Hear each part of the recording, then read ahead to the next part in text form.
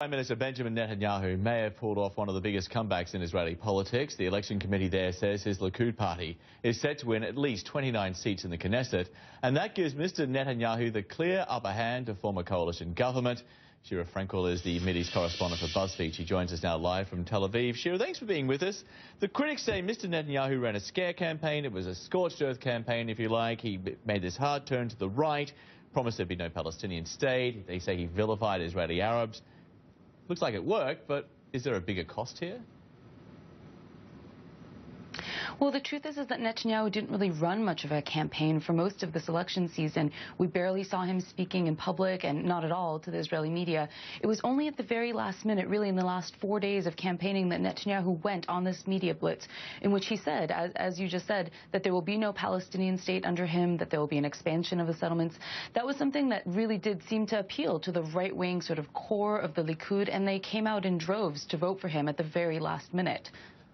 After such a hard right turn, even it was in the final stages of this campaign, now that it looks like Benjamin Netanyahu will get that historic fourth term as Prime Minister, can he walk any of this back, or is he locked into everything that he has said? Well, it's going to all depend on what sort of coalition he formed. For a while, there was talk of him joining with the Herzog's Zionist Union Party. That would have brought him more towards the center. But just minutes ago, we saw people saying that Herzog has called Netanyahu and officially said that he wants to be in the opposition. He doesn't want to join a coalition with Netanyahu. That would mean that Netanyahu is really left at this point with a really right-wing sort of nationalistic bloc, which is likely going to push him towards fulfilling some of those campaign promises, like expanding the settlements and saying no to a Palestinian state. It's going to be left to be seen what he does when he's actually in the Prime Minister's office again. And in the past, he has walked back some of his more extreme statements. But those closest to him are saying that for a long time now, Netanyahu has had doubts whether a two-state solution in which there's one Israeli state and one Palestinian state is really the direction things should be going here.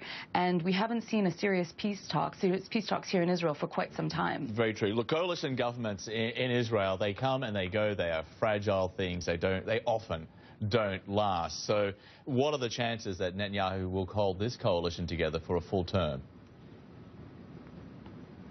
Very, very slim if we're going to go on history. There have been very few Israeli governments that have made it through a full 4-year term. And already last night in the Likud, while we were waiting for results, I spoke with one Likud party strategist who said that he wouldn't be surprised if they were back there in 2 to 3 years. And that's coming on a victorious night for them. So I think a lot of Israelis have sort of resigned themselves to the fact that the parliament in Israel, the way the coalitions are formed here, is quite fragile, and that it's likely that in 2-3 years they'll be back at the ballot boxes. What do the Palestinians do now? I mean, Netanyahu's made it clear that, there'll be no negotiations, the two-state solution is dead. Do they head down that international diplomacy route? So we're waiting to hear an official response from the Palestinians, but last night when the results started to come in and we saw that Netanyahu was likely to be the prime minister again, I called someone in the Palestinian president's office to ask what their reaction was. He said that they're going to go forward to the ICC and begin trying Israel in the international court. They want to move forward with some of the resolutions at the UN and sort of, as they put it, to sort of try Israel on the diplomatic stage.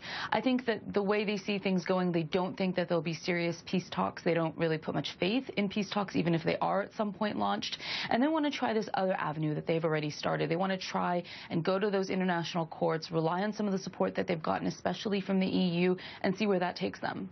Okay, Sheera, we appreciate you being with us. Sheera Frenkel, who is the Mideast correspondent with BuzzFeed. Great to speak with you. Thank you.